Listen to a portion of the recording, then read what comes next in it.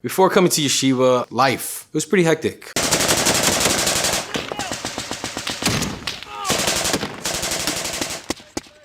My name is Moshe Cerezo. I'm 37 years old. I'm a Puerto Rican Jew from Brooklyn, New York, raised in Tampa, Florida. Before coming to yeshiva, I spent 9 years in the U.S. Army. So I dealt with mass casualties,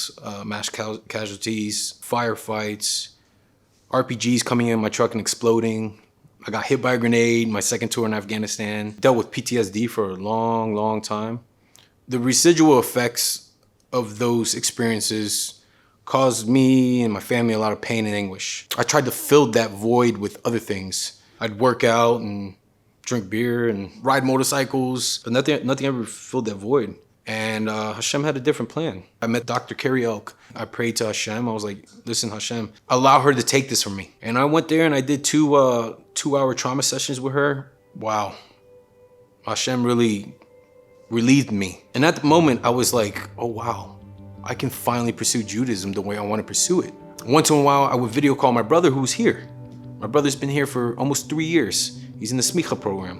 I called my brother. I video call him. I was like, yo, I need to find a Jewish community. He's like, why don't you come here? Well, ask Rabbi P. And he's like, okay. He called me back like an hour later and he's like, Rabbi P said, come on.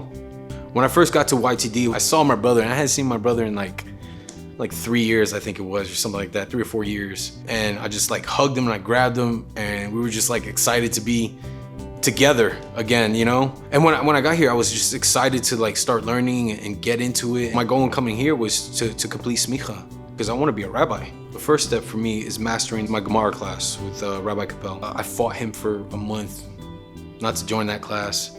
I was like, I'm not ready. I need to, you know, there's a language barrier. I can't read Hebrew. Now I'm like actually in the text and reading the Hebrew without the vowels, the nekudot. After 1 month in the class, I actually read in the Gemara. I never thought in a million years I would be reading the Gemara without any vowels or anything like that.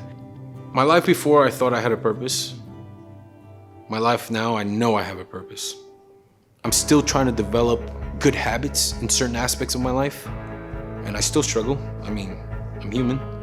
Before, I was spiritually tormented. Like, I would hop on my motorcycle and just leave for hours because I needed to settle my mind. And now, Tanya teaches us if you want to cry out to Hashem, study Torah.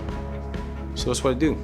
One of the things I've learned and adapted, my dad as a kid, always, all my life, he's like, yo, think before you speak. And I'm finally like starting to like, you know, chew on the cud and then speak so that I don't, you know, speak Lashon Hara or say something unnecessary. What I would say to somebody thinking about coming to yeshiva is just do it, Nike it. Business owners, they always say, you can read all the books you want, you're never ready to open a business, you just have to do it. So if you're thinking about coming to yeshiva, don't think, just do. The rabbis are super relatable. If you need help, you can get a hold of them when you need them. And Safat is a holy city. And it's just like incredible. The people here are awesome. Community parties for like engagement parties and stuff like that. Community barbecues, everybody's there. And it's just, you meet all these people and these different souls that have come from different backgrounds. And it's insane. It's insane, the vibe here in Safat, and I love it. It's unlike anything I've ever experienced in my life.